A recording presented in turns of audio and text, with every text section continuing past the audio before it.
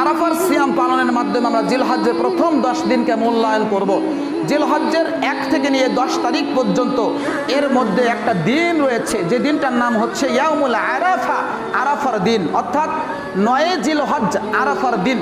এই আরাফার দিনে আমরা সিয়াম পালন করার চেষ্টা করব। এই আরাফার সিয়ামের অধিক গুরুত্ব, অধিক ফজিলত হাদিসের ভিতরে দেওয়া হয়েছে, যা রাসূল সাল্লাল্লাহু আলাইহি ওয়াসাল্লাম তিনি উল্লেখ করেছেন, যা আমরা অসংখ্য সহিহ হাদিসের মাধ্যমে জানতে পারি। এছাড়া আরাফার দিনের অনেক গুরুত্বের কথা রাসূল সাল্লাল্লাহু আলাইহি ওয়াসাল্লাম তিনি আলোচনা করেছেন। এ মর্মে আবু হুরায়রা রাদিয়াল্লাহু তাআলা আনহুমা তিনি বলছেন, যে হাদিসটি এসেছে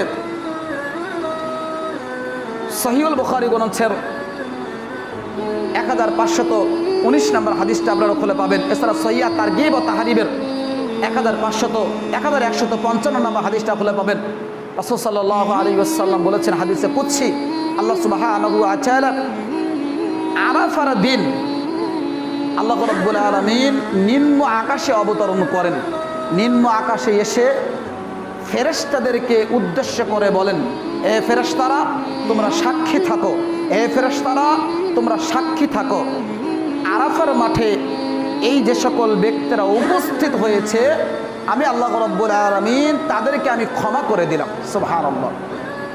যদিচ তাদের পাপ আকাশের বৃষ্টির ফোঁটা সমতুল্য হয়, সুবহানাল্লাহ, এমনকি তরঙ্গের বালি কোণার মতো যদি তাদের পাপ হয়, আমি আল্লাহ রাব্বুল আলামিন আরাফার মাঠে যারা অবস্থান করছে তাদের পাপকে আমি আল্লাহ রাব্বুল আলামিন ক্ষমা করে দিলাম। সুবহানাল্লাহ। আরেকটা হাদিসে আসছে, যেটা সহিহ মুসলিমের 1348 নম্বর হাদিস,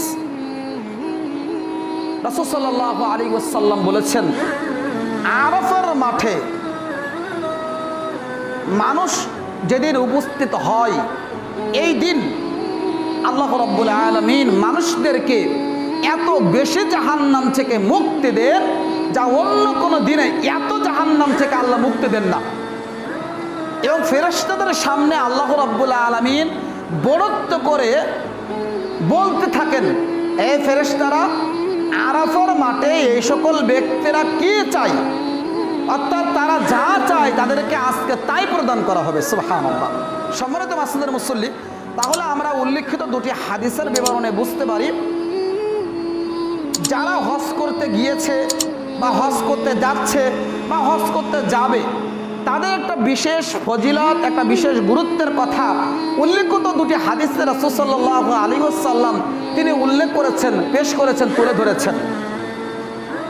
এখন আপনার মনে প্রশ্ন আসতে পারে যে যাদের টাকা পয়সা রয়েছে, যারা ধনী ব্যক্তি, বিত্তশীল মানুষ, তারা হজ করতে যাচ্ছে বা যাবে, কিন্তু আপনি আমি একজন সাধারণ মানুষ, নগণ্য মানুষ, আমাদের টাকা পয়সা নাই, আমরা গরিব মানুষ, আমরা কিভাবে করে হজ করতে যাব?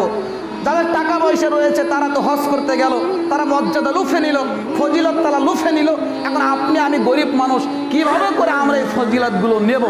সম্মানিত উপস্থিতি, আল্লাহ রাসূল সাল্লাল্লাহু আলাইহি ওয়াসাল্লাম আমরা যারা গরিব আছি তাদের জন্য যদি আমরা কিছু কাজ করতে পারি, তাহলে হাজিদেরকে যা দেওয়া হয় তার থেকে কিছু সমপরিমাণ ফজিলত বা গুরুত্ব আল্লাহ রাব্বুল আলামিন আমাদেরকে দান করবেন। সেই কাজটা কি?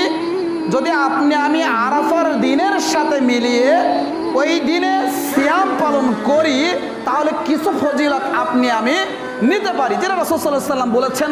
সহিহ মুসলিমের 1162 নম্বর হাদিসের বিবরণে আমরা বুঝতে পারি, আবু কাতাদা রাদিয়াল্লাহু তাআলা আনহুমা তিনি বলছেন, আল্লাহ রাসূলের কাছে এক ব্যক্তি প্রশ্ন করলেন আরাফা সিয়ামের ব্যাপারে। তখন রাসূল বলছেন, সিয়ামু ইয়াউমু আরাফাতা আহতাসিবু আলাল্লাহি আন ইউকাফিরা আস-সানাতা আল্লাতী ক্বাবলাহু ওয়াস-সানাতা আল্লাতী বা'দাহু।